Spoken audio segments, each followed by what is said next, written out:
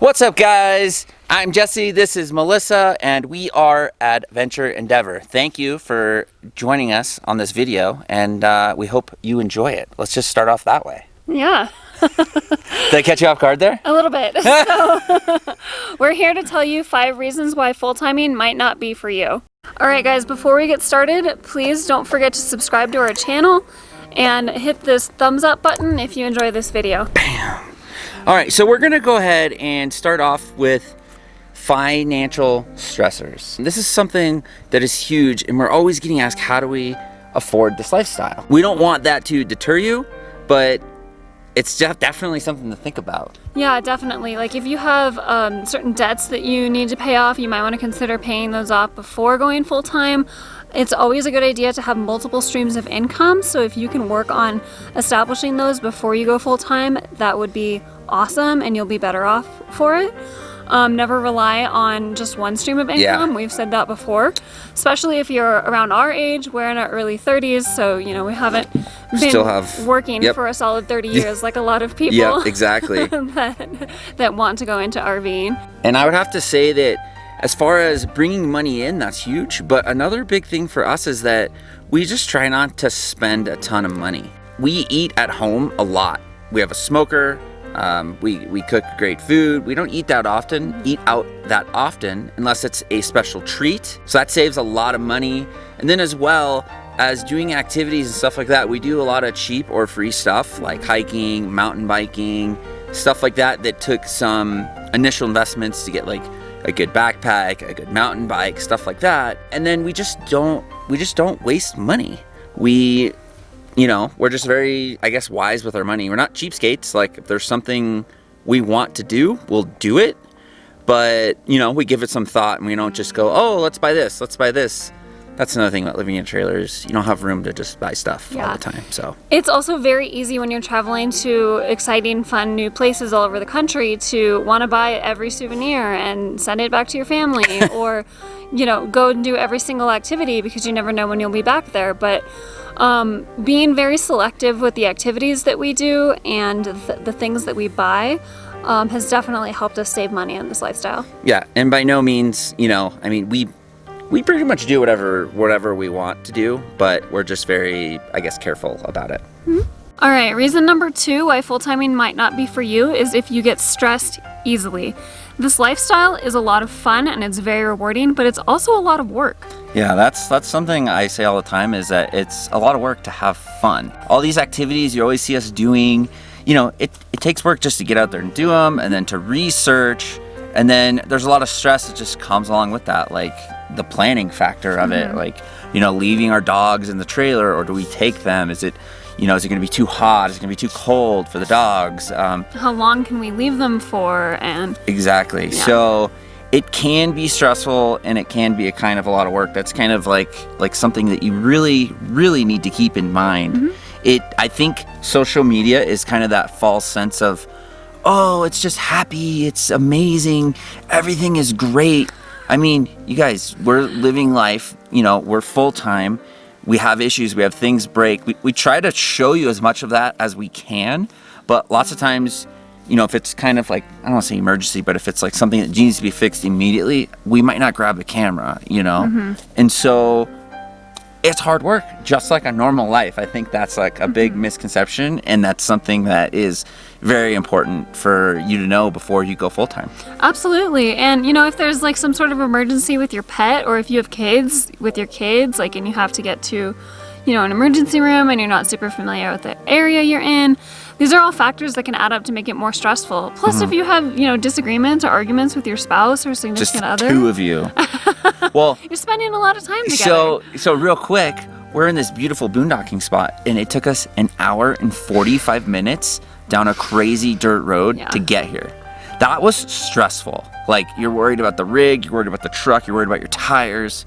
And when we gotta go to the grocery store, that's an hour. It's not an hour 45, but it's about a half hour on a dirt road to go to the grocery store. So yeah, that was our choice, but in this lifestyle, there's a lot of stress. Yeah, you just have to learn how to deal with it, I would say. Yeah. Okay. Would you look at this? Look where we are. It's barren. It's a barren wasteland. No, I'm just kidding. It's not a barren wasteland. It's actually beautiful. But another point we would like to put out there for you guys is if you are someone who needs to be around your friends and family like all the time, this lifestyle might be tough for you. Don't get me wrong. Our house is on wheels, so we can go wherever, whenever we want. But I mean, if you're on the East Coast and your family's on the West Coast, it's not like you're just gonna drive across the country willy-nilly. Like, yeah, you can take a flight, you can Skype them, you can do a phone call, you can always text. There's a lot of technology, but a lot of people need that. I need to see my family once or twice a week. And yeah, you can do this lifestyle and you can stay local-ish. That's an option, but it's just something to be extremely aware of because Melissa in the beginning got extremely homesick and missed a lot of her friends, and it can be a very slippery slope.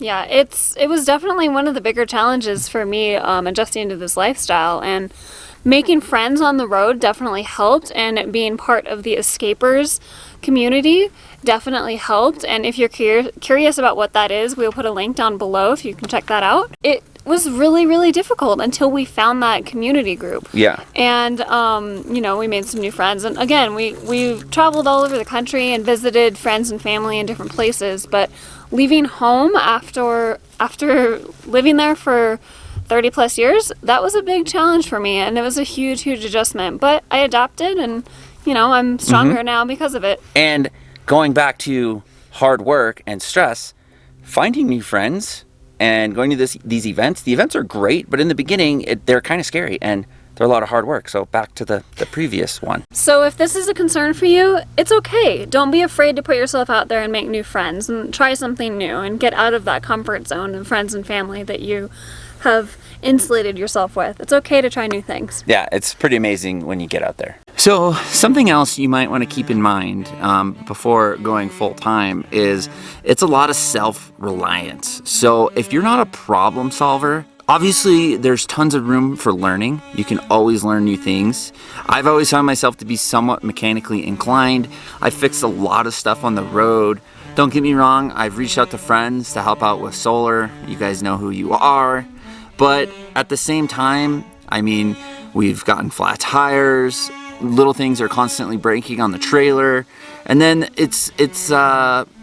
there's so many other things as well that go into it as far as finding your boondocking spots. Sometimes you have to get creative and do certain things rather than, you know, being in a sticks and bricks. Or if you are just a weekender, most weekenders will, you know, pick a campsite and they'll go to their campsite and it's reserved. We don't reserve anything. We're mostly a week out, roughly. Occasionally we'll reserve a few things, but for the most part, we're just kind of, I guess, run and gun. You know, we live in a trailer, so it's small. So you might have limited tools, limited space to fix things, to solve problems. Being organized is very important. So you have to solve those problems of like, how do we get this to fit? Or how do we get this to work? It's just a little bit more than being in a sticks and bricks, or even potentially just being a part-timer. So basically, you just gotta use what you have. So the last and most important reason why full-timing might not be for you is if you don't like change or being flexible. This lifestyle requires constant change and constantly being flexible, so you'll have to adapt to get used to that. It's a big adjustment from living in sticks and bricks, a stationary life, so you just gotta really roll with it, roll with the punches, per se. Jesse hates when I say that term. And just go with it. If your plans don't work out for some reason or another, you gotta have a backup plan or figure something else out. Then that's just part of learning to adjust to the lifestyle. Melissa must like change. She married me. This guy loves constant change. Constant. Keeps me young. He's always keeping me guessing. I don't know why I keep popping in like this. Is this like to facilitate like a visual of constant change? Are you just like popping in there and switching things up on me constantly? Alright guys, so we really hope you enjoyed this video. We didn't want to make this video to try and scare you out of full timing. It's been great for us. We are over 1.5 years now And I feel like we're finally starting to get into a rhythm and a routine that works well for us. It's different when we're caravanning. We try not to plan too far ahead. And it feels very freeing. But at the same time, it's... I don't know where I'm going with that. A lot of work? Oh, it's an extreme amount of work. But it, like I said, it's very freeing, but it's a lot of work. It just takes a lot of adjustments.